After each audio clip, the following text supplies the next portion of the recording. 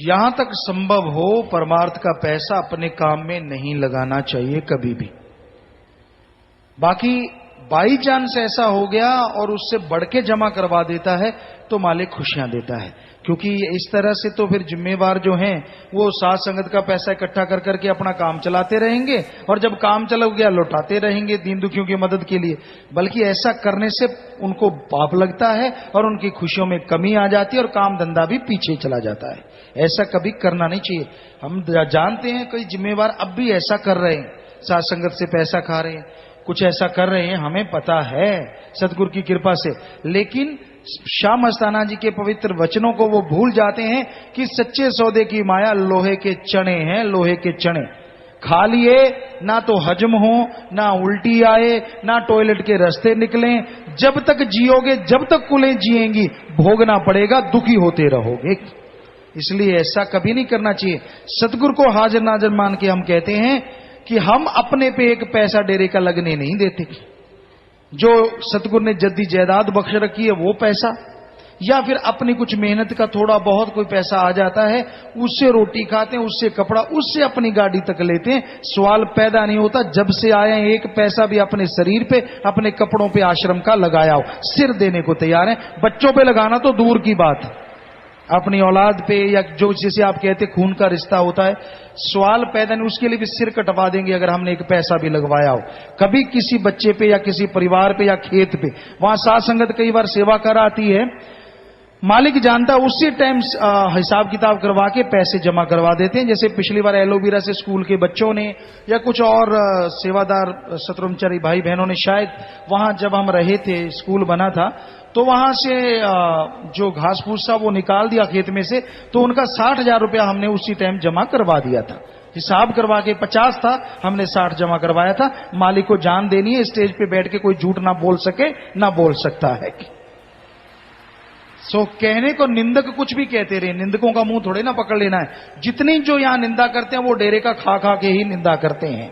हकीकत ये है, उन्होंने यहां से खाया, कोई पूछता नहीं था, बिजनेस चलाया, पता नहीं था, साइकिल तक यहां से मुरम्मत कर करके दिए गए हैं, गाड़ियां तक यहां से मुरम्मत कर करके दी गई हैं। आज बातें आती हैं, खा खा के डेरे का आज बातें आती हैं, लोगों को निंदा चुगली कर करके बरगलाते हैं।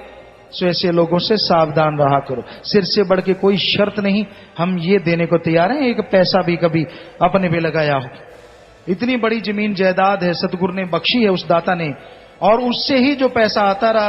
कभी इंदिरा विकास पत्र उस टाइम में हुआ करते थे, या कोई किसान विकास पत्र, पता नहीं, जो डेरे के प्रबंधक सज्जन थे वो लगाते रहे, जमा करवाते रहे, उससे कन्वर्ट होता गया पैसा।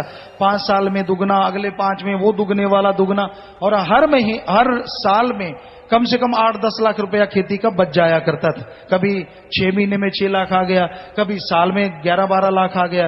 तो इस तरह से वो पैसा सारा कन्वर्ट हो के आज बच्चों के घर बने हैं, लोगों को बड़े बड़े बड़े नजर आते हैं। तब यहाँ जमीन का रेट भी कुछ नहीं था जो उनके लिए जमीन खरीदी गई। तब यहाँ जो आश्रम में जमीन ली थी, तब शायद पूरा ख्याल में नहीं, शायद 15,000 रुपये ही था, पहले 4,000 रुपये एकड़ थी, और आज यहां पता नहीं लोग 50 लाख रुपए एकड़ मांग रहे हैं। जो यहां पहली खरीदी गई वो किसी से धक्का नहीं, तब रेट ही ये थे, कहते ये धक्के से किया गया। सवाल पैदा नहीं, लोगों ने खुशी खुशी रजिस्ट्रियां करवाई थी। फिर 35,000, फिर जो बच्चों को तब हमने खरीदी थी तो शायद 2 लाख रुपए, हमें याद आता है, दर्शन जी को यहां मालूम होगा, उन्हें ज्यादा पता है क्योंकि उन्होंने ही किया था। वो तो कह रहे थे नहीं, आश्रम में जिस रेट खरीदी है उस रेट, हमने कहा नहीं, जो आज का रेट है, और उस समय रेट शायद 2 लाख था, खरीदी थी शायद 50,000 को। तो ये आश्रम वाले कह रहे थे कि आपके बच्चों को देना है तो वो तो 50,000 में, हमने कहा नहीं, जो आज का रेट है शायद 1,90,000 था, हमने 2 लाख में वो जमीन खरीदी तब एक एकड़। मालिक को जान देनी है। तो सत्संग जी, आपको जानकारी होनी चाहिए हमारे बारे में, खुली किताब है हम, कोई ऐसी नहीं जिसमें लॉक लगाओ। सो करके खाते हैं और करने की प्रेरणा देते हैं, ठगी बेईमानी से नहीं। आज भी अपने शरीर का एक एक पल आपको लगता होगा आराम करते हैं, मालिक जानी जाने इस आश्रम के लिए ही लगा रहे हैं, और रहती जिंदगी तक लगाते रहना है। सतगुरु के लिए लगा रहे हैं और सतगुरु के लिए लगाते रहना है। हमारा अपना कोई मुद्दा नहीं है उसमें, किसी के मन में ये ख्याल आ जाए, सवाल पैदा ही नहीं होता। खर्चा अगर लाख का करते हैं तो सोचते हैं कि इसके बदले में आश्रम को करोड़ रुपया आ जाए, किसी तरीके से मालिक, ताकि इस आश्रम का काम चले। यहां 1 महीने में करोड़ों का तो साथ संगत लंगर ही खा जाती है, जो बिल्कुल फ्री में है। तो भाई आप कैलकुलेट करके देखना। एक बार एक वकील आए थे, काफी 5-7, उन्होंने कैलकुलेट किया, कहते गुरुजी आप तो बहुत घाटे में जा रहे हो, कैसे चलता है ये आश्रम। तो भाई इस तरह अपनी मेहनत से, अपने तरीकों से कमाते हैं और लोगों का परमार्थ बनाते हैं, उनके कर्म मालिक से दुआ करके उठवाते हैं, उनका वो परमार्थ बन जाता है, उनको खुशियां मिलती हैं और आश्रम का काम चलता है। कईयों का मन जालिम है ना, क्या पता कौन सा बीड़ा उठा ले। तो इसलिए बताना, हर बात या हर कार्य जो होता है वो सतगुरु के हुक्म में और सतगुरु के लिए ही होता है, सवाल पैदा नहीं होता कोई